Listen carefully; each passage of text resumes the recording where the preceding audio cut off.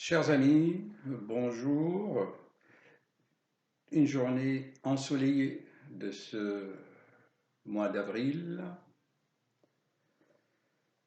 qui déverse sur notre planète une énergie extraordinaire. Chaque âme est à vif. Il y a une sorte de bouillonnement sur cette planète actuellement, car tout doit aboutir à son terme. La force est là. Le criminel devient plus criminel, le noble devient plus noble, car la force est neutre. La force est neutre, chacun en fait ce qu'il veut. Il faut demeurer libre, libre. Donc aujourd'hui, je vais vous lire donc, comme promis, la 6e conférence que je vous avais promise, et c'est là où il y a le trésor vraiment. Il faut demeurer libre, car comme je l'ai déjà dit, il y a des milliers de lecteurs et d'adhérents au message de Graal dans le monde. Certes, ces lecteurs, ces adhérents ressentent la force de la parole. Car hier, je vous ai dit qu'à partir du moment où vous commencez à rêver en images plutôt coloriées, vous ressentirez cette force. Et alors, chacun va utiliser cette force en fonction de ce qu'il pense et comment son intellect, le sufférien, plus ou moins, comme je l'ai expliqué hier, va le conduire. Voyez-vous, les adhérents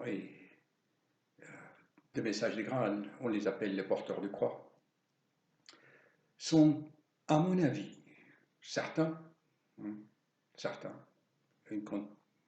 par centaines, qui se comportent exactement comme les ecclésiastiques et comme les pharisiens qu'il y a 2000 ans. Voyez-vous, ils se disputent entre eux pour des postes de pouvoir, de dirigeants, de directeurs. Chacun veut devenir directeur, chacun veut faire des conférences, chacun veut, n'est-ce pas? Et ils ne mettent pas la parole en pratique. Vous avez vu? Ils ne mettent pas la parole en pratique. Ils vont au-delà pour avoir des avantages, des postes.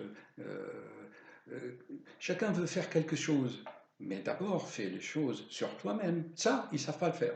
Hein. Par contre, diriger les autres, ils veulent donc chapeauter. Ça, tout le monde veut le faire, ça. Donc, voyez-vous, il y en a qui disent qu'Abdurrahim va revenir.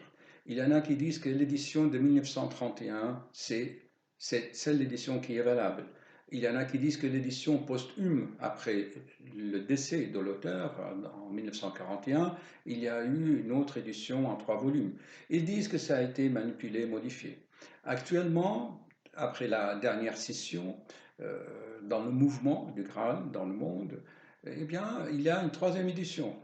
Alors, on ne sait plus. Mais en fait, je vais vous dire honnêtement, selon mon expérience personnelle, cela fait 27 ans, 27 ans que je lis le message, n'est-ce pas? Et si ces gens-là avaient mis une seule phrase de message en pratique, on n'en serait pas là.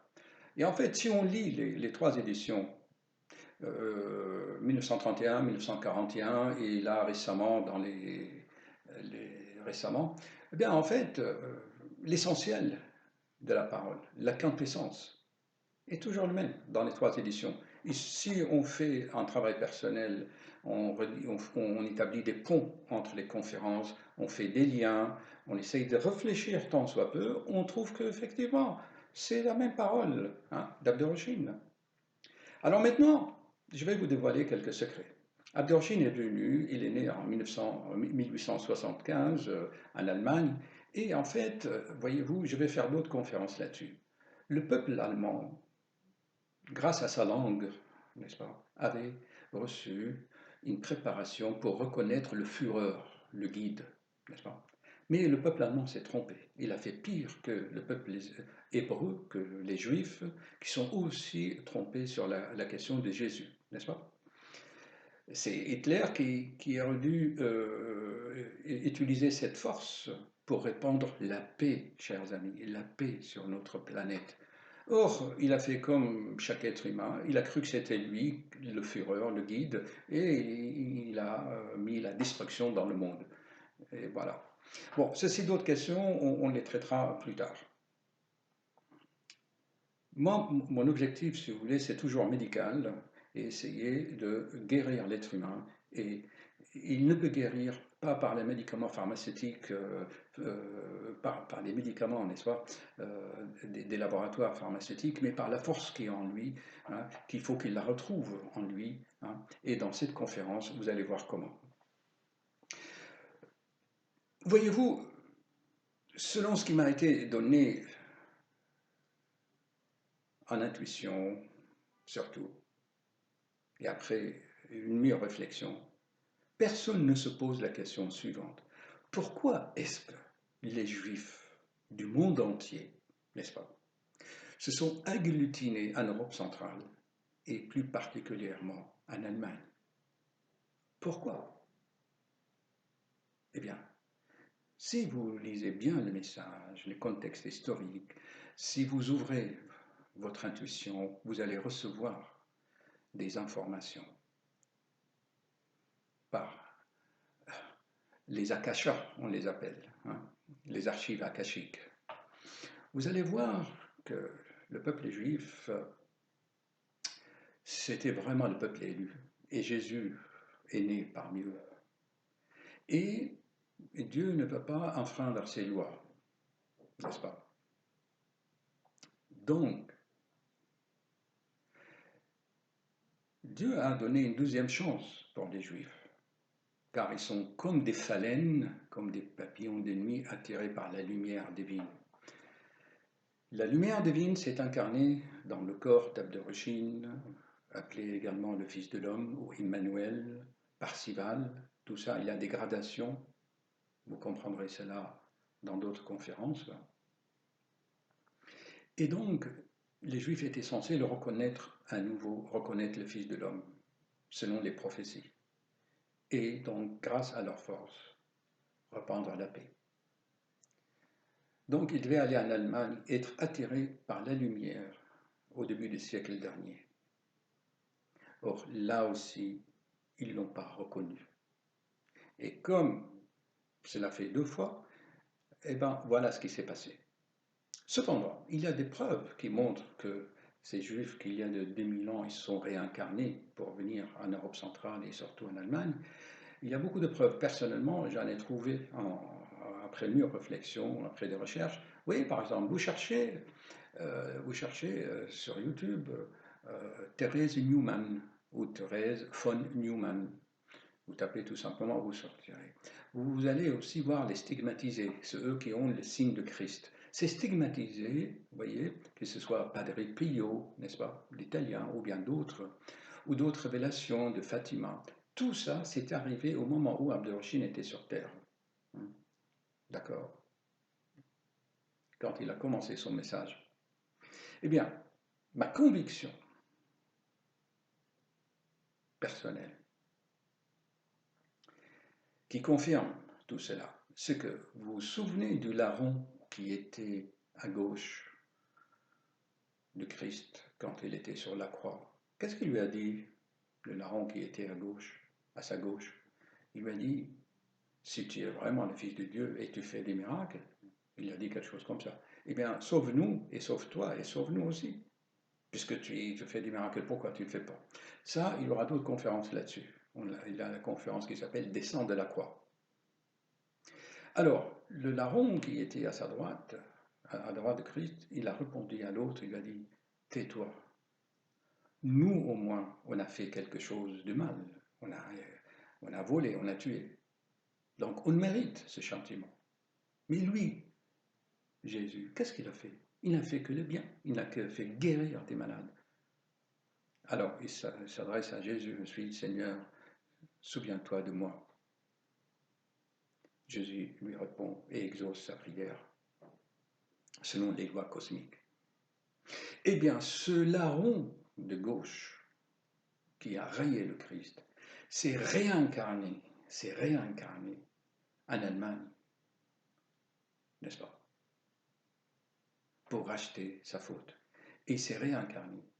Et selon les lois de la réincarnation, il s'est réincarné en corps de femme. Et cette femme s'appelait Thérèse von Neumann. Vous la trouvez, son histoire. Je ferai d'autres conférences là-dessus.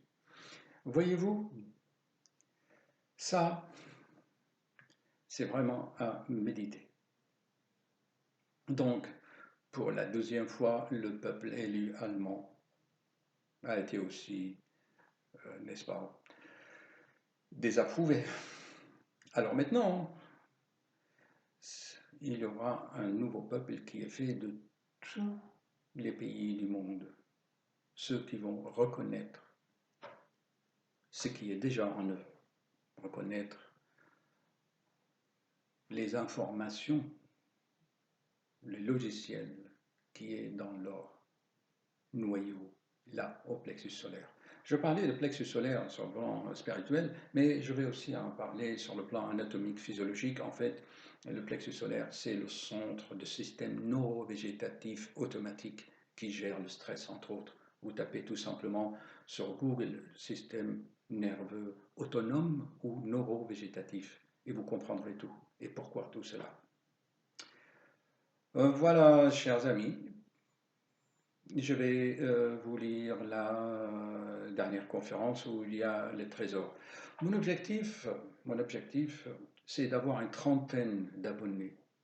Et parmi ces trentaines, s'il y en a qui veulent approfondir la parole, ils n'ont qu'à me contacter, m'envoyer un mail, et on pourra créer un groupe de lecture le soir pour approfondir la parole, s'imprégner et essayer de répandre la lumière sur cette planète.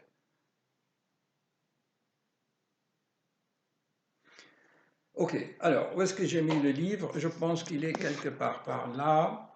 Voilà, il est là.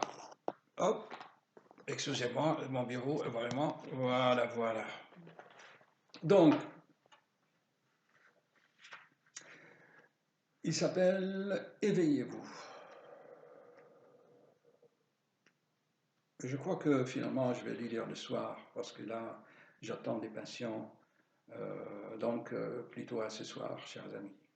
Là, je ne peux pas parler très fort. Il y a dans la salle d'attente d'autres patients pour la psychologue qui est à mon cabinet. Ok, ben à ce soir. Au revoir.